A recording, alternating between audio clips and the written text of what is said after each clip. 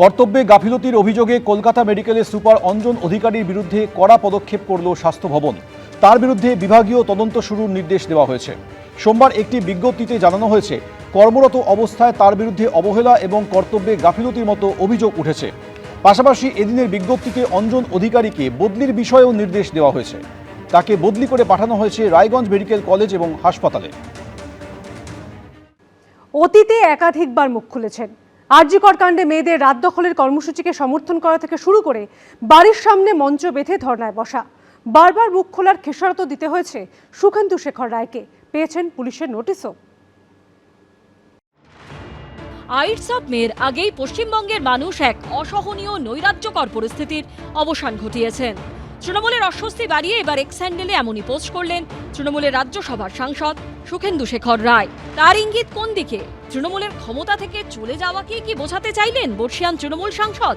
এ নিয়ে জল্পনার মাঝেই অনেকের মনে পড়ে গেছে অতীতে সুখেন্দু শেখর রায়ের বাবাকে বারবার বিজেপি নেতাদের স্মরণ করার কথা।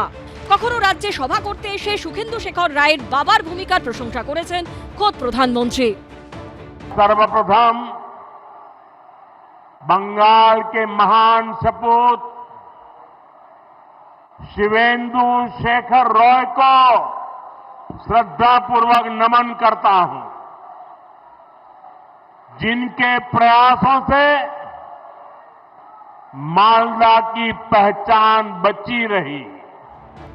কখনো আবার শ্রমিক ভট্টাচার্য। মালদায় তৃণমূল কংগ্রেসের নেতা, তৃণমূল কংগ্রেসের সাংসদ সুখেন্দু শেখর রায়ের পিতা শিবেন্দু শেখর রায়, যিনি বিবাদমান মালদার জমিদারদের এক জায়গায় করে নিয়ে কলকাতায় পৌঁছেছিলেন ডক্টর শ্যামাপ্রসাদ মুখার্জির কাছে।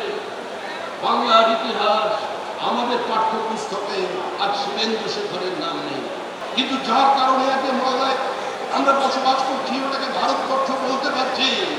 তার মধ্যে সবচেয়ে বড় অবদান যদি কারো থাকে, সে শিবেন্দু শেখর রায়ের অবদান শ্যামাপ্রসাদ মুখার্জির লড়াইয়ের।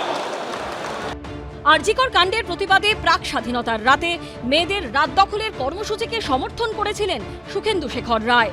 সেই রাতে নিজের বাড়ির সামনে মঞ্চ বেঁধে ধর্নাতেও বসেছিলেন। সমাজ মাধ্যমে প্রশ্ন তুলেছিলেন, প্রাক্তন অধ্যক্ষ সিপিকে হেফাজতে নিয়ে জিজ্ঞাসাবাদ করে জানতে হবে কারা কেন আত্মহত্যার গল্প রটিয়েছিল। আরজিকর কাণ্ডে রাজ্য জুড়ে যখন প্রতিবাদের ঝড় আছড়ে পড়েছে, তখন বাস্তিল দুর্গের পতনের ছবি পোস্ট করেছিলেন সুখেন্দু শেখর রায়। তখন তার ভূমিকার প্রশংসা করেছিলেন শুভেন্দু অধিকারী। আমি সুখেন্দু রায়কে তার সিদ্ধান্তকে ধন্যবাদ জানাবো। এটা বিষয়টা একেবারেই তৃণমূল নয়, বিষয়টা হচ্ছে সরকার এবং ব্যবস্থা। কেউ একবারও বলেনি যে তৃণমূল কংগ্রেসের কোনো পদাধিকারী রেপ করেছে, খুন করেছে। বারে বারে বলা হয়েছে সরকার করেছে আর পুলিশ আড়াল করেছে। দলের বিরুদ্ধে মুখ খোলায় সুখেন্দু শেখর রায়কে খেসারত দিতে হয়েছিল। দলের মুখপত্রের সম্পাদকের পদ থেকে সরিয়ে দেওয়া হয়েছিল তাকে। তৃণমূলের জাতীয় কর্মসমিতির বৈঠকে আমন্ত্রণ পাননি। এমনকি আরজিকর আন্দোলনের সময় দুবার তাকে হাজিরার নোটিশ পাঠায় তৃণমূল সরকারের পরিচালিত পুলিশই। পাল্টা গ্রেপ্তারির আশঙ্কা করে হাইকোর্টের দ্বারস্থ হন সুখেন্দু শেখর রায়। পরে পোস্ট ডিলিট করতে রাজি হলেও নিজের অবস্থানে অনড় থাকেন তিনি।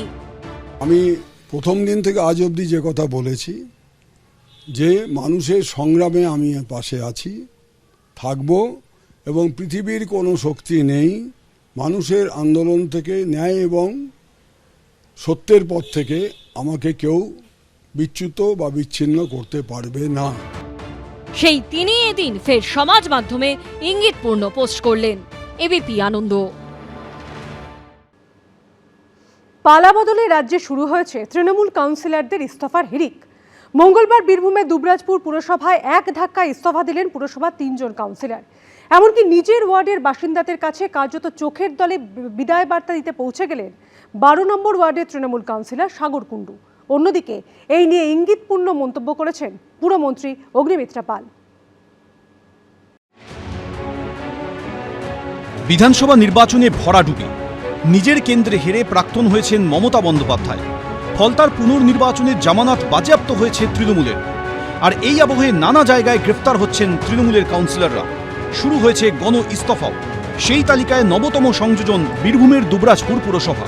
এখানে এক ধাক্কায় ইস্তফা দিলেন পুরসভার 3 জন কাউন্সিলর। কেউ আবার পদত্যাগ তো করলেনই, সেই সঙ্গে নিজের ওয়ার্ডের বাসিন্দাদের কাছে কার্যত চোখের জলে বিদায় বার্তা দিতে পৌঁছে গেলেন।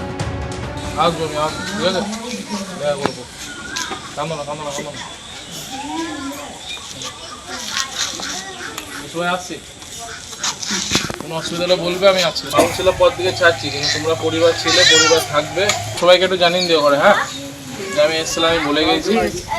ছবিতে যাকে দেখছেন ইনি হলেন দুবরাজপুর পুরসভার 12 নম্বর ওয়ার্ডের তৃণমূল কাউন্সিলর। দুবরাজপুর শহর তৃণমূলের যুব সভাপতি পদেও ছিলেন, কিন্তু মঙ্গলবার সকালে এই দুটি পদেই ইস্তফা দিয়েছেন তিনি। মানুষের রায় আমাদেরকে মেনে নিতে হবে। কিছুদিন আগে থেকে ভাবছিলাম, কালকে সিদ্ধান্ত নিয়েছি দুটো দিকে ইস্তফা দেবো। এরা আমার পরিবারের মতন হয়ে গেছে, এরা আমাকে সবসময় পাশে পেয়েছে, তাই এই জিনিসটা থাকবে। কয়েকদিন ধরে ভাবছিলাম এটাই, যে আমরা এটা প্রত্যেক দেবো। খুব ফ্রি লাগছে না, মানে কাজ করতে কোনো সমস্যা হচ্ছে। যতটা পেরেছি আমরা জনগণের জন্য করেছি, তার সত্ত্বেও এখন যেন মনে হচ্ছে আমাদের এই মুহূর্তে সম্মানের সহিত প্রত্যেক দেওয়াটাই আমার মনে হচ্ছে উচিত। আমাদের পৌরসভার বেশিরভাগ কাউন্সিলরই সিদ্ধান্ত নিয়েছে যে এই ইস্তফা দেওয়ার জন্য। নরেন্দ্র মোদীর যে বার্তা, সে বার্তাটা আমাদের বাংলার মানুষ মেনে নিয়েছেন। তৃণমূল কাউন্সিলরদের ইস্তফার হিড়িকের মধ্যেই ইঙ্গিতপূর্ণ মন্তব্য করেছেন পুরমন্ত্রী। এখন কাউন্সিলররা এত দায়িত্বহীন যদি হয়, দায়িত্ব জ্ঞানহীন, 15 বছর ধরে চুরি করলেন বেশিরভাগটাই, আর আজকে যখন আপনার সরকার নেই, বুঝতে পারছেন চুরি করতে পারবেন না। বর্ষাকাল আর 15 দিন বাকি, সেখানে অনলি শোজ আপনাদের ইরেসপন্সিবিলিটি এবং আপনাদের সেলফিশনেস। কিন্তু এই যে যারা ছেড়ে দিচ্ছেন, তাদের কি আপনারা নেওয়ার কথা ভাবছেন? শ্রমিক ভট্টাচার্য বলে দিয়েছেন যে টিএমসি থেকে কাউকে নেওয়া হবে না। সব মিলিয়ে রাজ্যের ক্ষমতা হারাতেই তৃণমূলের একেবারে নিচু স্তরেও শুরু হয়েছে ব্যাপক ভাঙন। ভাস্কর মুখোপাধ্যায়, উজ্জ্বল মুখোপাধ্যায়, এবিপি আনন্দ। ক্ষমতায় এসেই অনুপ্রবেশ রুখতে কড়া পদক্ষেপ করেছে রাজ্যের বিজেপি সরকার। অনুপ্রবেশকারীদের জন্য জেলায় জেলায় হোল্ডিং সেন্টার খোলা হয়েছে। আর এই আবহে তড়িঘড়ি দেশে ফিরতে চাইছে বাংলাদেশ থেকে ঢোকা অনুপ্রবেশকারীরা। হাকিমপুর সীমান্তে দেখা গেল উপচে পড়া ভিড়। যেতেই তো হবে, কি করবো, থাকা যাবে না দেশে। আর রেশন কার্ড ছিল না, আধার কার্ডটা করতে পেরেছি, শুধু আধার কার্ডটা আজ করে না। এসআইআর এর আগে দেখা গেছিল যে ছবি, এবার অনুপ্রবেশকারীদের হঠাতে সরকারের তৎপরতার মধ্যেই উত্তর 24 পরগনার হাকিমপুর চেকপোস্টে দেখা গেল সেই একই ছবি।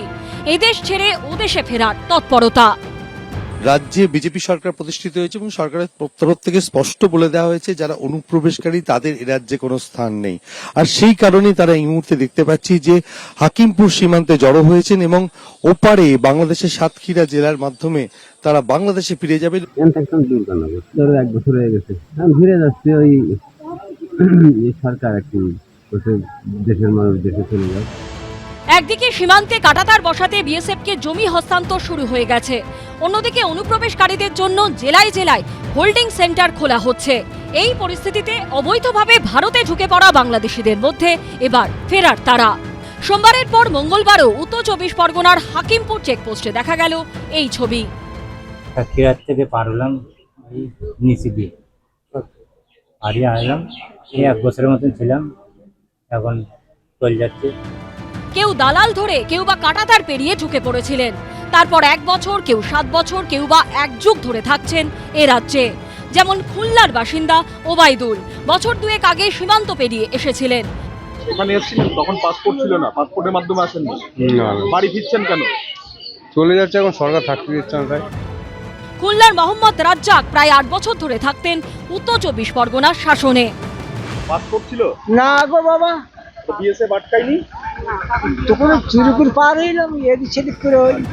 14 পুরুষের বাস পদ্মাপাড়ে, তারাই বেআইনিভাবে ভারতে ঢুকে আধার কার্ড তৈরি করে ফেলেছিলেন।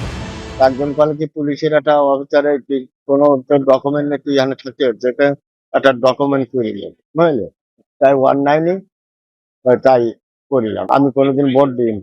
আসছিলাম ওই ধামাখালি দিয়ে, নদীপথে। কত টাকা লেগেছিল? 2000। 2000। কত বছর আগে? 9 মাস আগে। কোথায় থাকতেন? New town. বাংলাদেশ থেকে এসে ছড়িয়ে পড়েছিলেন দমদম, রাজারহাট, হাওড়া, 2 চব্বিশ পরগনা সহ রাজ্যের বিভিন্ন প্রান্তে। 8-9 মাস হবে। কিভাবে এসেছিলেন? ও জুলুঙ্গি পাঠা দিয়ে দালাল ধরে আসছিলেন। কত টাকা লেগেছে? 5000। তারপরে তারপর দালালের লোক ঠিক করে দিয়েছে, চলে গেছি কেরালা। কোথায় থাকতেন? কেরালা। বাংলাদেশে কোথায় বাড়ি? সাতক্ষীরা। সাতক্ষীরা। এখানে কত বছর ছিল? এই 4-5 বছর। 4-5 বছর। কিভাবে এসেছিলেন? ওই খাল সাঁতার করে এসেছি। কত টাকা লেগেছে? ওই 2000 টাকা লেগেছে। মঙ্গলবার হাকিমপুর চেকপোস্টে হাজির হয়েছেন শতাধিক অনুপ্রবেশকারী। তাদের অনেককেই বনগাঁর একটি হোল্ডিং সেন্টারে রাখা হয়েছে। সমীরণ পালের রিপোর্ট, এবিপি আনন্দ, উত্তর 24 পরগনা। এবিপি আনন্দ, এগিয়ে থাকে, এগিয়ে রাখে।